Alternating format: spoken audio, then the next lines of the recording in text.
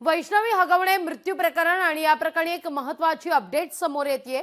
पिंपरी चिंचवड पोलिसांनी हगवणे पिता पुत्राच्या दोनही बंदुका आता जप्त केलेल्या आहेत। चांदीची भांडी आणि अलिशान कारही जप्त करण्यात आली आहे। स्त्रीधन म्हणून वैष्णवीला ही चांदीची भांडी देण्यात सांगितलेलं होतं।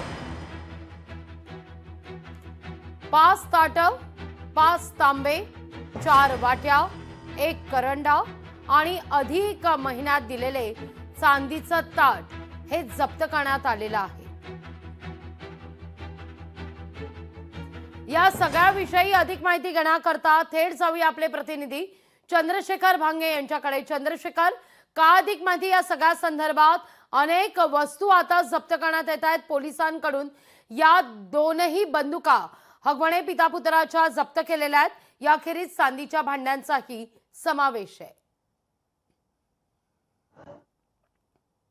लागवी खरं तर बावधन पोलिसांचं जे पथक आहे ते भुकुम हे जे हगवणे राजेंद्रचं गाव आहे त्या ठिकाणी पंचनाम्यासाठी पोलिसांचं पथक गेलं होतं। त्या ठिकाणी ज्या वस्तूंनी वैष्णवीला मारहाण करण्यात आली होती त्या वस्तू सुद्धा पोलिसांनी जप्त केलेल्या आहेत। त्याचबरोबर 2 पिस्टल, त्याचबरोबर वैष्णवीला स्त्रीधन म्हणून दिलेले ज्या भांडी आहेत, त्याचबरोबर ज्या सोन्या चांदीचे दागिने ते सुद्धा पोलिसांनी जप्त केलेले आहेत। एकंदरीत आपण पाहिलं की हे जे हगवणे कुटुंब आहे ते प्रत्येक सण असो किंवा कोणतंही शुभ कार्य असो या कार्यामध्ये वैष्णवीच्या माहेरकडून हे चांदीच्या वस्तू, सोन्याच्या वस्तू आणि इतर महागडे गिफ्ट, घड्याळ, गॉगल्स अशा वेगवेगळ्या वस्तू घेत होता। आणि खरं तर पोलीस जे आहेत बावधन पोलिसांनी 4 वाजल्यापासून या ठिकाणी पंचनामा करण्यास सुरुवात केली। गेल्या 3-4 तासापासून पंचनामा सुरू आहे आणि या सगळ्या पंचनाम्यामध्ये वैष्णवीला ज्या वस्तूंनी मारहाण करण्यात आली, तो बेल्ट असो त्याचबरोबर रॉड असो, हे सुद्धा जप्त केलेलं आहे। आपण पाहिलं की वैष्णवीच्या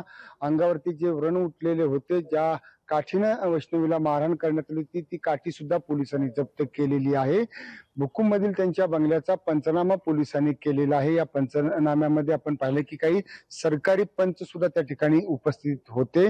पोलिसाचं जे पथक आहे भुकुम येथील घरी गेलं, त्यानंतर घराची पाहणी केलं। त्या पाहणी दरम्यान हाऊस सर्चिंग मध्ये पोलिसांना अनेक ज्या गोष्टी ज्या आहेत त्या आढळलेल्या आहेत। त्यामध्ये पिस्टल जे आहेत त्यांच्याकडे असलेले ते पिस्टल सुद्धा पोलिसांनी जप्त केलेले आहेत। त्याचबरोबर आपण सांगितल्याप्रमाणे ज्या भांडी आहेत चांदीच्या त्या जप्त केलेल्या आहेत। त्याचबरोबर इतर आणखीन काही गोष्टी सुद्धा जप्त केल्याची माहिती समोर येत आहे। हा सगळा पंचनामा करून पोलीस हा मुद्देमाल आता बावधन पोलीस स्टेशन या ठिकाणी घेऊन येत आहेत। लागली